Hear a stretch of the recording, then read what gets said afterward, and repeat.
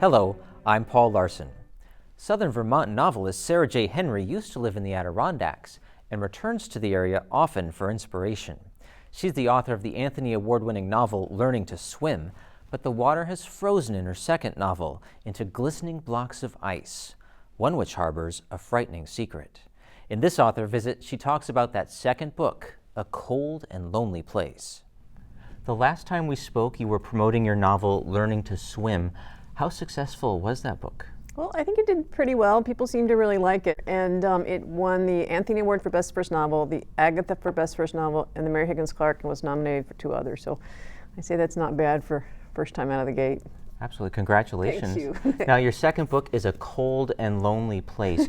How far along were you with the writing of this second book while you were having the success with the first book? I actually was about, I would say, 85% done, and when this one hit. So, yeah. Well, I'd like to get into the plot right away of A Cold and Lonely Place. Would you like to read for us? Sure. I'm going to read the first paragraph. It's set in Saranac Lake during winter, which is very cold, and then I'm going to jump ahead and read just a tiny bit more. We could feel the reverberation of the ice-cutting machine through the frozen lake beneath our feet. Matt Boudin was telling me this would be the best ice palace ever, and I was nodding, because of course every year the palace seems better than the one the year before. At the same moment he stopped talking and I stopped nodding, because the machine had halted and the crew of men was staring down at the ice. Then, in unison, like marionettes with their strings being pulled, they turned their heads to look at Matt. Their faces were blank, but we knew something was wrong. Very wrong. As we reached the circle of men, they stepped back, and Matt and I looked down. What I saw looked at first like a shadow under the ice, a dark mass, debris somehow caught up in cast-off clothing and trapped underneath as the ice had formed. I was wondering why the crew didn't simply move on to clean ice when I realized the mass had a shape, a human shape. You could see something that looked like eyes and a mouth that seemed open. Right about then, Matt grabbed my arm and walked me away from the thing under the ice. We stopped about 10 feet away, and I sank to my heels, trying to process what I thought I'd seen. I could still envision that face under the ice, as if it were looking at me through a rain-distorted window. And it was a face I knew.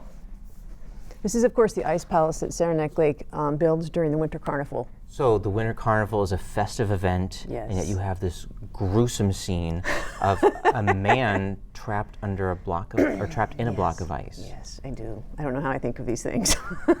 And I'm surprised that I used to live in Saranac Lake, and I'm surprised they don't hate me for coming up with these things, but they seem to like the book, so. Well, your protagonist is Troy Chance, and Right. that sounds familiar to me. Same person in the first book. It's a series. I always planned it as a series. And one thing about writing a second book is that you kind of learn along the way who people loved from the first book. Fortunately, I pretty much had already planned to bring most of those people back. And your 2 novels are full of mystery and suspense. What attracts you to suspense? Well, I think because extreme events let us see characters' emotions more fully or more rapidly, it's kind of the perfect scenario for developing people. So we get to know these characters pretty rapidly. I think so, and I think more intimately than you might in some other settings. Well, what started you writing this second book? I always planned this as a series, and I actually dashed off the first 5,000 words when I was applying to Squaw Valley Writers Conference out in California, which is a marvelous place. And so I sat down in 2 days and came up with the early version of the first 5,000 words. So you were starting to write your second book, Yes. 5,000 words, and your first book hadn't been published. You didn't even know if anyone would ever read it. Exactly. So why start a second one? Why not? It's an odd dichotomy because in a way you write novels thinking no one's ever going to read them, but a part of you knows that that's what you want and need, so you kind of proceed as if it's going to happen, and I think if you don't, it's never going to happen. So, yeah. So when you're writing the second one and you're 80% done, and then the first book gets published and is successful, how does that change what you're doing with the second book? It was a challenge, and part of it was I was hearing people's reactions, so I knew what they loved, I knew which characters they loved, and so that kind of helped. But on the other hand, what you're very aware of at that point is people are going to read your book. Whereas you write the first one, you're at home, you're writing. You just put anything you want to on the page. You really don't register that people are going to read it and sometimes write little snide, nasty reviews. Thank you, Amazon, for your anonymity. And it does become personal. So that was kind of harder, and I did have to put that on the back burner. Like, okay, just write this like no one's ever going to read it, and just write your heart out. So that was the challenge. Now, when you're writing a novel that has a mystery in it, do you write a scenario? Do you know where it's going when you start it? For both of the novels, I knew exactly how they were opening and exactly how they were ending. For this novel, I was fortunately better and smarter at plotting, and I start with a one-page outline. I know basically where it's going. I leave myself a lot of room because as you go along, characters come alive, and sometimes they need to do things or say things that you kind of hadn't planned, so I allow myself a lot of leeway. Sometimes right as you're going, things will change, and for an example, there's early in the book, Troy and one of the roommates and another central character, a female, are at a cabin in the woods, and it's snowing, and there's a knock on the door, and they kind of start and they go to answer the door, and the person at the door was not the person I had planned it to be. Just as I was writing the scene, I realized it was a different character. It was someone who had appeared earlier. I didn't even plan to appear in the book again, and he became a central character in the book.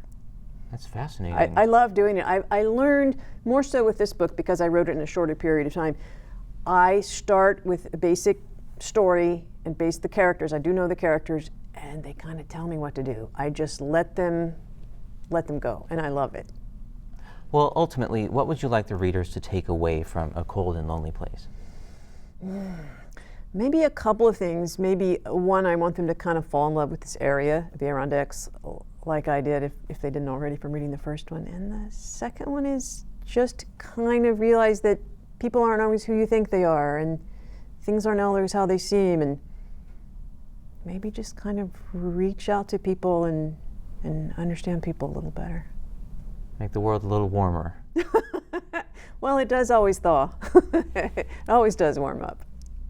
Author Visits is a production of Mountain Lake PBS. It's supported by the Glenn and Carol Pearsall Adirondack Foundation, dedicated to improving the quality of life for year-round residents of the Adirondack Park.